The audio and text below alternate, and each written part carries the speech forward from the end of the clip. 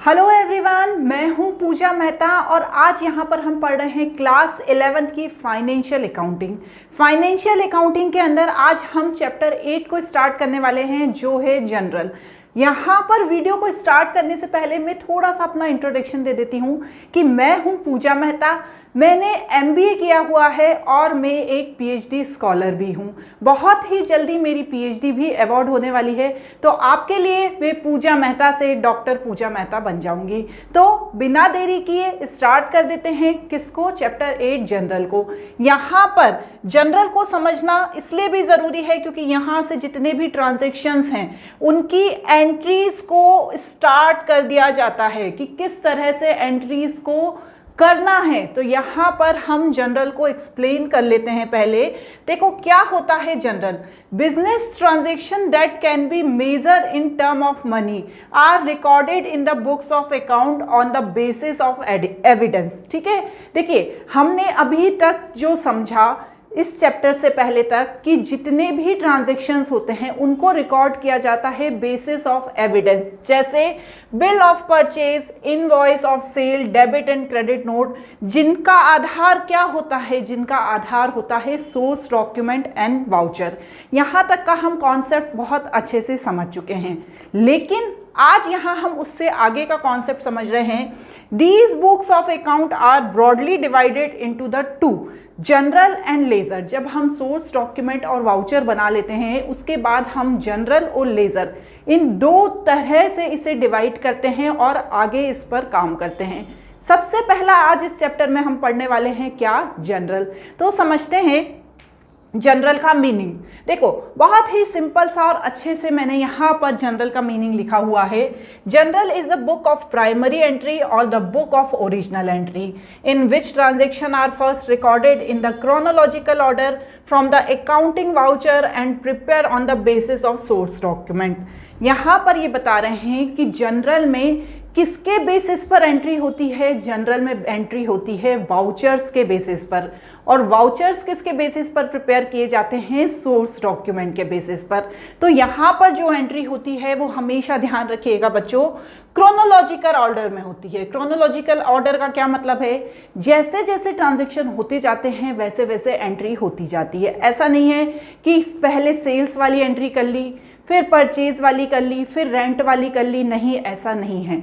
जैसे एंट्री होती जाएगी वैसे वैसे हम उसकी जनरल में रिकॉर्डिंग करते जाएंगे। ठीक है, तो यहाँ पर बस यही सारी चीज़ें होती हैं क्या, जनरल।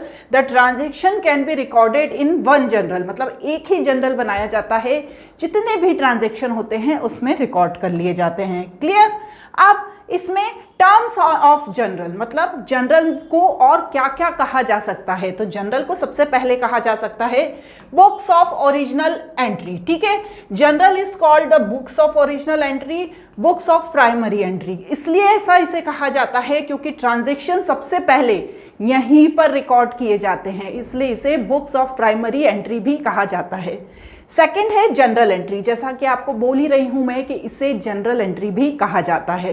नेक्स्ट है जर्नलाइजिंग। जर्नलाइजिंग का क्या मतलब होता है, the process of recording the transaction in general is known a journalising. वह प्रोसेस जिससे जनरल की रिकॉर्डिंग की जाती है उसे जर्नलाइजिंग कहा जाता है। नेक्स्ट है पोस्टिंग।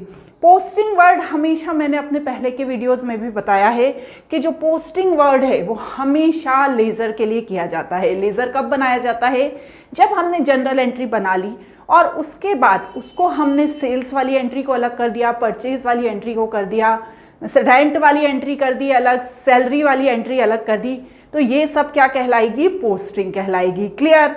अब आगे देखते हैं आगे क्या है, इसमें क्या लिखा है, फॉर्मेट।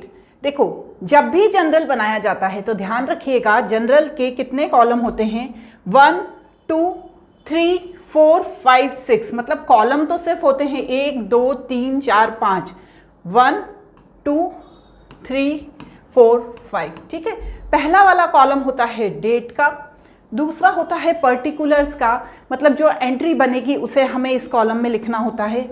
नेक्स्ट होता है LF। LF का मतलब होता है लेज़र फोलियो, मतलब क्या है कि लेज़र का जिस पेज पर इसकी एंट्री हुई है इस वाले ट्रांजैक्शन की लेज़र के जिस पेज पर एंट्री हुई है उसका पेज नंबर डालना। नेक्स्ट है डेबिट अमाउंट एंड नेक्स्ट है क्रेडिट अमाउंट। यहाँ पर जिसे डेबिट करना है उसे लिखा जाता है और यहाँ पर जिसे क्रेडिट करना है टू करके उसे लिखा जाता है। डेबिट का अमाउंट यहाँ लिखेंगे, क्रेडिट का अमाउंट यहाँ लिखेंगे। तो इस तरह से जनरल में एंट्री की जाती है। पहला ट्रांजैक्शन लिखा जाता है, इसी के नीचे क्या करते हैं, दूसरा ट्रांजैक्शन लिखते हैं। इस तरह से इसी के आगे कंटिन्यूशन में काम होता चला जाता है। इसके बाद क्या होता है, अब ये rules of debit and credit ये तो हम पढ़ ही चुके हैं, लेकिन यहाँ पर हम एक बार फिर से थोड़ा सा रिवाइज कर लेते हैं कि दो तरह की मेथड है जिससे आप समझ सकते हैं कि किसे डेबिट करना है और किसे क्रेडिट करना है।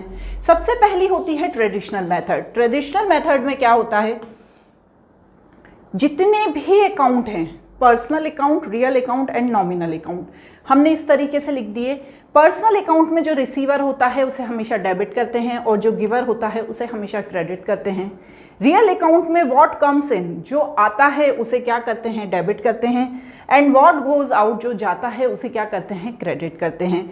इसी तरह नॉमिनल अकाउंट में जितने भी एक्सपेंसेस एंड लॉस है उसे डेबिट करते हैं और जितनी भी इनकम एंड गेन है उसे क्या करते हैं, क्रेडिट करते हैं। क्लियर। इसके बाद क्या होता है, मॉडर्न क्लासिफिकेशन। ठीक है, आपके ऊपर डिपेंड है कि आपको ट्रेडिशनल क्लासिफिकेशन से करना है या मॉडर्न क्लासिफिकेशन से करना है। तो मॉडर्न क्लासिफिकेशन में कैसे समझते हैं, ध्यान से देखो। ये देखो, सबसे पहले दिया है एसेट्स अकाउंट, इसे 5 टाइप के अकाउंट में डिवाइड किया गया है। Liability account, capital account, revenue account and expenses account. ठीक है, जो एसेट्स अकाउंट है, जब इंक्रीज होती है किसी भी एसेट्स की वैल्यू, जब इंक्रीज होती है किसी भी एसेट्स की वैल्यू तो उसे क्या किया जाता है, डेबिट किया जाता है। लाइबिलिटी, कैपिटल एंड रेवेन्यू, इन तीनों की वैल्यू जब डिक्रीज हो जाएगी तब उसे क्या करेंगे, डेबिट करेंगे। ये ध्यान रखना है। उसके बाद जब एक्सपेंसेस इंक्रीज हो जाएंगे तो उसे डेबिट करना है। इसी तरह से हम इस तरफ आ जाते हैं। क्रेडिट किसे करते हैं, जब किसी भी एसेट्स की वैल्यू डिक्रीज हो जाती है तो उसे क्या करते हैं, क्रेडिट करते हैं। जब किसी लाइबिलिटी की वैल्यू इंक्रीज होती है या कैपिटल की वैल्यू इंक्रीज होती है या रेवेन्यू की वैल्यू इंक्रीज होती है तो उसे क्या किया जाता है, उसे क्रेडिट किया जाता है। और जब कोई एक्सपेंसेस डिक्रीज होता है तो उसे क्या किया जाता है, क्रेडिट किया जाता है। तो यहाँ पर आप अपने अकॉर्डिंग चूज कर सकते हैं कि आपको ट्रेडिशनल मेथड यूज करनी है या आपको कौन सी मेथड यूज करनी है, मॉडर्न मेथड। तो यहाँ पर अधिकतर बच्चे जो हैं वो मॉडर्न मेथड के थ्रू ही डेबिट और क्रेडिट को करना पसंद करते हैं। तो हम आगे जो क्वेश्चन करेंगे वो डेबिट और क्रेडिट मॉडर्न मेथड से ही करेंगे। चलो यहाँ पर देखो, एक क्वेश्चन लिखा हुआ है मैंने। क्या लिखा है इस क्वेश्चन में, 5 ट्रांजैक्शन दिए हुए हैं। Amar started business introducing capital 2,50,000, open a book account depositing open a bank account by depositing 1,50,000 in cash, received a loan of 1 lakh from Hitesh by check, purchased furniture for 20,000 in cash from Sunny's Furniture House, the purchased furniture from Raipur safe for 50,000। ठीक है, तो यहाँ पर देखो ये लिखा हुआ है। अब आपको हर ट्रांजैक्शन को, यहाँ पर सिर्फ मैं एक्सप्लेन करने वाली हूँ हर ट्रांजैक्शन को। आपको पहले ये हम किस मेथड के अकॉर्डिंग कर रहे हैं बच्चों, ध्यान से देखिए। ये जो हम कर रहे हैं ये ट्रेडिशनल मेथड के थ्रू कर रहे हैं। ट्रेडिशनल मेथड ये दी हुई है ना, ट्रेडिशनल क्लासिफिकेशन ऑफ अकाउंट। तो देखो ट्रेडिशनल क्लासिफिकेशन ऑफ अकाउंट करेंगे तो ये आपको करना नहीं है। ठीक है, ये आपको करना नहीं है, ये सिर्फ आपको एक्सप्लेन करने के लिए बता रही हूँ। करनी है आपको सिर्फ जनरल एंट्री ही है। तो अब आपको समझना कैसे है इसके लिए बताया गया है। अमर है, उसने बिजनेस स्टार्ट किया कितने से, कैश से 2,50,000। अब इसमें क्या क्या इन्वॉल्व है, पहले तो हमें देखना पड़ेगा कौन कौन से अकाउंट इन्वॉल्व हैं। तो देखो कैश इन्वॉल्व है और कैपिटल इन्वॉल्व है।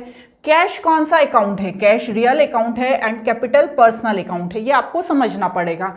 अब कैश जो है, जब अमर ने बिजनेस स्टार्ट किया 2,50,000 का, तो बिजनेस में कैश आ रहा है, कैश इज कमिंग। तो यहाँ पर जो भी आता है उसे क्या किया जाता है, उसे डेबिट किया जाता है। इसलिए 2,50,000 को डेबिट कर दिया।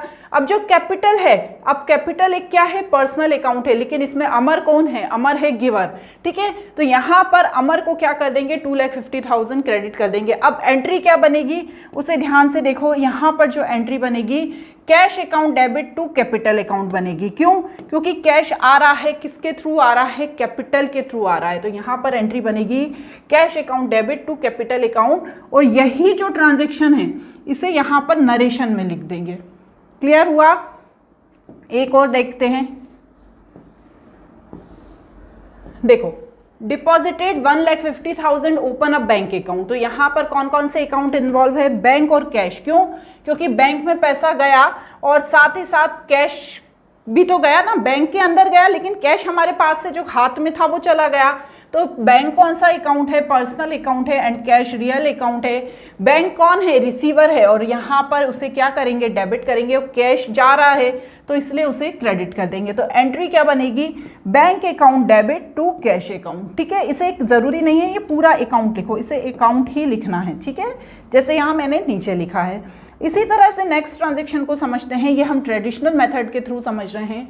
Receiving loan of 1 lakh from Hitesh by cheque. ठीक है, तो कौन कौन से अकाउंट इन्वॉल्व हैं? Bank and loan from Hitesh. ठीक है ना, दो अकाउंट इन्वॉल्व हैं, बैंक इन्वॉल्व है और लोन फ्रॉम हितेश इन्वॉल्व है। यहाँ पर जो दोनों ही है वो पर्सनल अकाउंट है। अब बैंक इज द रिसीवर, यहाँ पर बैंक कौन है? रिसीवर है। जो लोन है 1 लाख का ये हितेश ने चुका दिया है, तो बैंक को मिल गया। तो 1 लाख कौन है? रिसीवर है बैंक, और हितेश कौन है? गिवर है, क्योंकि उसने 1 लाख रुपीज दिए। ट्रांजेक्शन को ध्यान से पढ़ना। Received loan of 1 lakh from Hitesh by cheque. ठीक है, तो लोन जो होगा उसमें तो बैंक का ही यूज होगा। तो यहाँ पर लोन का या तो वो पेमेंट भी कर रहा हो, कुछ भी हो सकता है। इसकी अब एंट्री क्या बनेगी? बैंक जब रिसीव कर रहा है तो बैंक अकाउंट डेबिट, और किससे कर रहा है? हितेश से। तो loan from Hitesh account debit. यहाँ पर नीचे क्या लिखना है उसे भी ध्यान रखना है आपको। ठीक है, जैसे जैसे करते जाते हैं वैसे वैसे हमें आती जाती है। इसके बाद एनालिसिस ऑफ ट्रांजेक्शन देखो, किसका? Purchase furniture for 20,000 in cash. तो यहाँ पर क्या इन्वॉल्व है? फर्नीचर एंड कैश इन्वॉल्व है। दोनों ही रियल अकाउंट है। फर्नीचर आ रहा है और कैश जा रहा है। तो जो आता है व्हाट कम्स इन डेबिट और व्हाट गोज आउट यहाँ पर क्रेडिट। तो बस देखो वही एंट्री यहाँ पर हमने कर दी, furniture account debit to cash account. ठीक है ना, ये अकाउंट मत लिखना, A/C ही लिखना। और लास्ट ट्रांजेक्शन देखते हैं, purchase furniture from Raipur safe of 50,000। ठीक है, तो फर्नीचर और रायपुर सेफ कौन है? रायपुर सेफ एक आर्टिफिशियल फर्म है, हमने अभी पढ़ा था ना 3 तरह के पर्सनल अकाउंट होते हैं। तो फर्नीचर रियल अकाउंट है, रायपुर सेफ एक आर्टिफिशियल पर्सनल अकाउंट है। फर्नीचर आ रहा है और रायपुर सेफ देने वाला है, तो बस उसी तरह से यहाँ नीचे एंट्री कर देंगे, furniture account debit to Raipur safe. अब ये तो हमने ट्रेडिशनल मेथड से समझ ली। यदि इसी को हम मॉडर्न मेथड से करते हैं, ठीक है, बनेगी वही एंट्री, लेकिन आपको समझने का तरीका कौन सा इजी लगता है उसके हिसाब से आप चूज कर सकते हो। देखो एंट्री वही बन रही है, cash account debit to capital account, लेकिन यहाँ पर देखो जो अकाउंट इन्वॉल्व है उसमें हमें समझना है जो 5 टाइप के मॉडर्न मेथड में दिए हुए थे, एसेट्स, कैपिटल, लाइबिलिटी और भी जो थे, उसमें से हमें समझना है कि ये कौन सा अकाउंट है। तो कैश क्या है? एसेट्स है, और कैपिटल तो कैपिटल है ही। कैश क्या हो रहा है? इंक्रीज हो रहा है, तो 2,50,000 डेबिट कर दिया। कैपिटल भी इंक्रीज हो रही है, तो जब कैपिटल इंक्रीज होती है तो उसे क्रेडिट करते हैं, जब एसेट्स इंक्रीज होती है तो उसे डेबिट करते हैं। तो आप इस तरीके से भी कर सकते हो। तो एंट्री वही बन जाएगी जो पहले अभी हमने ट्रेडिशनल अकाउंट में देखी।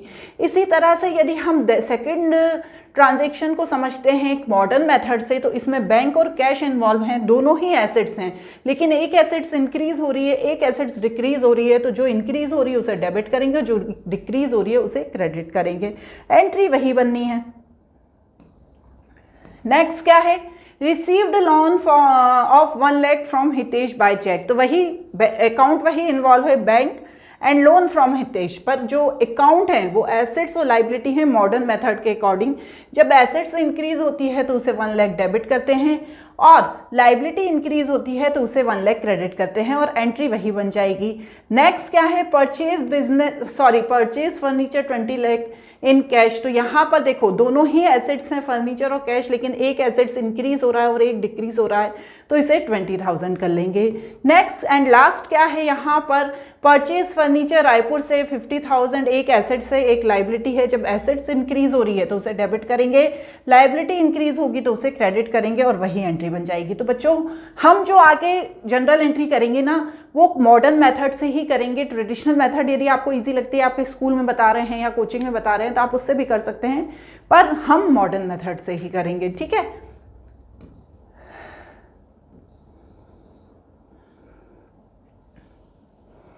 अब देखो जनरल एंट्री दो तरह की होती है, एक तो होती है सिंपल एंट्री और दूसरी होती है कंपाउंड एंट्री। सिंपल एंट्री में सिर्फ दो एंट्री होती है, ठीक है ना। सिंपल एंट्री में सिर्फ दो एंट्री होती है। पहली होती है जैसे purchase of goods 5000 in cash, तो purchase account debit to cash account और ये अमाउंट आ गया, ठीक है ना। इसको प्रॉपर टेबल बना के करना है, ऐसे नहीं करना है, वो तो हम अभी आपको समझाने के पर्पज से लिख दिया। इसको पूरी ऐसी टेबल बनती है और फिर करते हैं जनरल की।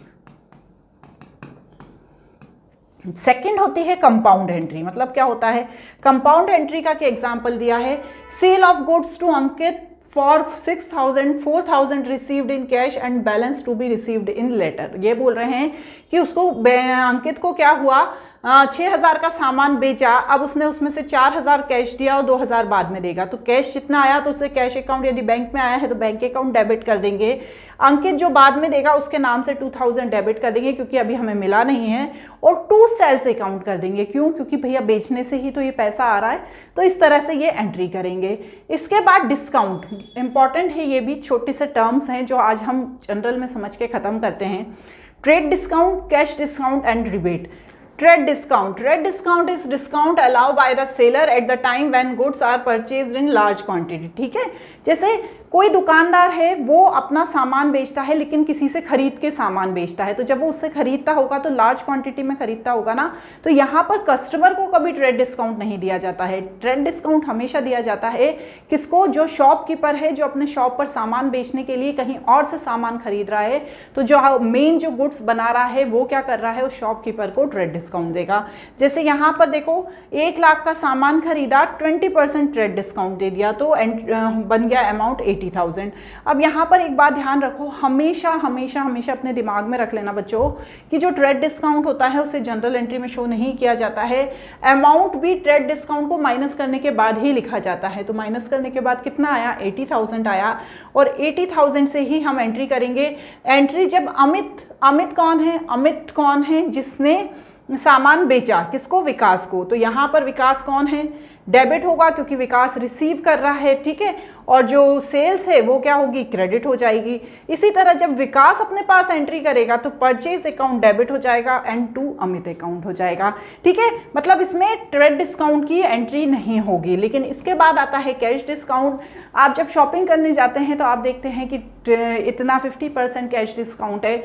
जब आप बिल लेते हैं तो आप उसमें भी देखते हैं कि कैश डिस्काउंट दिया होता है। तो यहाँ पर ऐसा ही है, दोनों का ही एग्जाम्पल दिया है। तो पहले हम ट्रेड डिस्काउंट 90,000 कर लेंगे, 10,000 माइनस करके।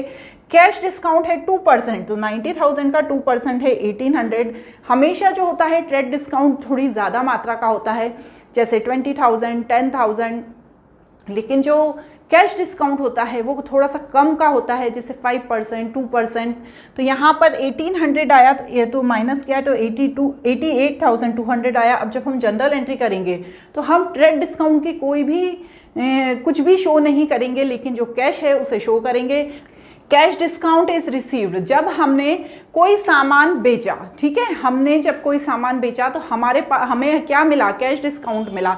तो जब हमें कैश डिस्काउंट मिला तो हमें किसने कैश डिस्काउंट दिया, क्रेडिटर्स ने। तो क्रेडिटर्स अकाउंट डेबिट, जिसने भी दिया हो उसका नाम भी लिख सकते हैं, टू कैश अकाउंट, जितना भी अमाउंट है 1,800 था उसे लिखेंगे, और यहाँ पर नहीं, डिस्काउंट रिसीव में 1,800 लिखेंगे। यहाँ पर चलिए मैं लिख के बता देती हूँ आपको, ठीक है। यहाँ पर कितना था, 90,000 क्रेडिटर्स में, यहाँ पर कैश में 88,200 और यहाँ पर 1,800, ठीक है। यही अमाउंट है ना, अमाउंट में कंफ्यूजन ना हो जाए, ये अमाउंट है। इसी तरह से यहाँ पे अपोजिट एंट्री कर देंगे, 1,800 है ये बच्चों। तो जब यहाँ पर अलाउ होता है, मतलब हम किसी को कैश डिस्काउंट दे रहे हैं, तो यहाँ पर 88,200, 1,800 और 90,000। जब हम क्वेश्चन करेंगे ना एक्सरसाइज के सॉल्यूशन तो और अच्छे से समझ में आ जाएगा। क्लियर? नेक्स्ट एंड लास्ट होता है रिबेट। इसका मतलब ये होता है यदि कोई सामान डिफेक्टेड है तो उसे क्या करते हैं, थोड़े से कम प्राइस में सेल कर दिया जाता है, तो उसे क्या बोलते हैं, रिबेट देना बोलते हैं। क्यों? क्योंकि वो प्रोडक्ट अच्छा नहीं था इसलिए उसे कम प्राइस में सेल कर दिया। तो यहाँ पर इसकी एंट्री होगी रिबेट अलाउड। जब हम अलाउ करेंगे तो rebate allowed account debit to Vikas, और जब हमें रिबेट मिलेगा तो Amit account debit to rebate receive. ठीक है, जिससे रिसीव होता है उसका नाम लिख देते हैं। ठीक है, अब लास्ट के 2-3 चीज़ें और हैं, इन्हें भी समझ लेते हैं। Bad debts. बैड डेब्ट्स क्या होते हैं? देखो बच्चों, क्या होता है, कभी कभी हमें किसी से पैसा लेना होता है। अब जब हमें उससे पैसा लेना होता है तो क्या होता है, वो ज़रूरी नहीं है कि हमें पैसा दे दे। कुछ पैसा हो सकता है हमें किसी से 10,000 रुपीज़ लेना था, उसमें से उसने हमें 8,000 ही दिए और 2,000 हमारे को उसने नहीं दिए। तो यहाँ पर 2,000 जो उसने हमें नहीं दी है तो उसकी एंट्री करेंगे bad debts account debit to debtors, मतलब 2,000 रुपीज़ को हम कर देंगे डेबिट और 2,000 को ही क्रेडिट कर देंगे। तो यहाँ पर जब हमें पैसा नहीं मिलता है उसका अमाउंट लिखा जाता है। उसके बाद होता है, ये देखो वो एंट्री भी वैसे ही लिखी हुई है। यहाँ पर देखो क्या एंट्री में क्या लिखेंगे, लेना था हमें 10,000, मिला 8,000 और 2,000 क्या हो गया, डूब गया, बैड डेब्ट्स हो गया। अब ये बैड डेब्ट्स रिकवर की एंट्री होती है कि हो सकता है कि 2,000 रुपीज़ वो हमें थोड़े दिन बाद दे दे, तो cash account debit to bad debts recovered, मतलब 2,000 और 2,000 हम यहाँ लिख देंगे। बैंकिंग ट्रांजेक्शन, जब हम बैंक में पैसा जमा करते हैं तो बैंक में पैसा चला जाता है लेकिन हमारे पास से कैश चला जाता है, तो bank account debit to cash. यदि हम बैंक से पैसा निकालते हैं तो कैश हमारे पास आ जाता है, और कहाँ से आता है, बैंक के पास से आता है। इसके बाद होते हैं गुड्स गिवन टू चैरिटी। यदि हमने कोई चैरिटी में दिया है तो charity account debit to purchase. ध्यान रखिएगा, हमेशा जो चैरिटी का सामान जो होता है उसे टू परचेज किया जाता है, क्योंकि जब हम कोई सामान खरीदते हैं तो हमें पैसा देना होता है, लेकिन यहाँ हमने सामान खरीदा नहीं है, चैरिटी दी है, पर सामान तो हमारे पास से गया है ना, पर इसीलिए हमें उसे परचेज में डालना होगा। ठीक है, यदि हम कोई सैंपल के लिए गुड्स देते हैं तो simple sales promotion expenses account debit कर दो और परचेज अकाउंट कर दो। यहाँ पर सब भाड़ा परचेज के ऊपर पड़ता है, तो यहाँ पर परचेज अकाउंट डेबिट कर दो। देखो इसी तरह loss of stock account debit कर दो, या चोरी हो गया सामान डेबिट कर दो, टू परचेज अकाउंट कर दो। आप ड्राइंग कर सकते हैं। क्या होता है, कभी कभी जो बिजनेसमैन होता है या बिजनेस का ओनर होता है वो पैसा निकाल लेता है बिजनेस के लिए, तो उसे क्या कहते हैं, उसे कहते हैं ड्राइंग। अब जो ड्राइंग होती है यदि वो कैश में निकाली है तो ड्राइंग अकाउंट डेबिट, और यदि टू कैश अकाउंट, और यदि गुड्स में निकाली है तो ड्राइंग अकाउंट डेबिट, फिर से टू परचेज अकाउंट। ठीक है, purchase of sale of fixed assets. यदि हमने कोई फिक्स एसेट्स खरीदी हैं तो fix assets account debit to cash to supplier, इस तरह से लिखते हैं। यदि हमने सेल की है तो सेम इसके अपोजिट एंट्री हो जाती है। तो इन एंट्रीज को हम और अच्छे से समझेंगे जब हम एक्सरसाइज के सॉल्यूशंस करेंगे, तो प्लीज़ मेरे साथ जुड़े रहिएगा, क्योंकि यहाँ पर मैं आपको सभी चैप्टर्स कंप्लीट करा रही हूँ। ऐसा नहीं है कि थोड़ा थोड़ा सा समझा कर स्किप कर रही हूँ, तो प्लीज़ मेरे साथ जुड़े रहना।